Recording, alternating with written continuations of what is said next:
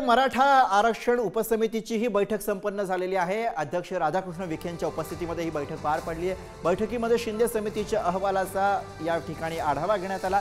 मराठा आरक्षणासंदर्भामध्ये सुरू असलेल्या कामाचा सुद्धा आढावा घेतला गेलेला आहे।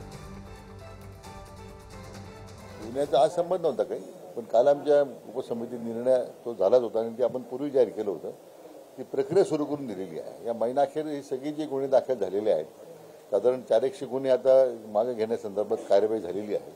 उर्वरित गुन्ह्याबद्दल सुद्धा पुढच्या 20-25 दिवसामध्ये माननीय जिल्हाधिकारी महोदय, माननीय पोलीस अधीक्षक यांच्या स्तरावरून ही अंमलबजावणी लगेच करावी अशा सूचना दिलेल्या आहेत। आम्ही दोघं आता चर्चा करतोय की त्याच्या उपसमितीत काय प्रश्न उपस्थित झाले आहेत, आमच्या समितीने काय चर्चा केली, तर त्यांच्याबरोबर आम्ही दोघे बसून या सगळ्या विषयावर चर्चा करून काही मार्ग काय असेल, काही त्याच्यामध्ये त्रुटी राहिल्या असतील, काय असेल तर मार्ग काढू आपण।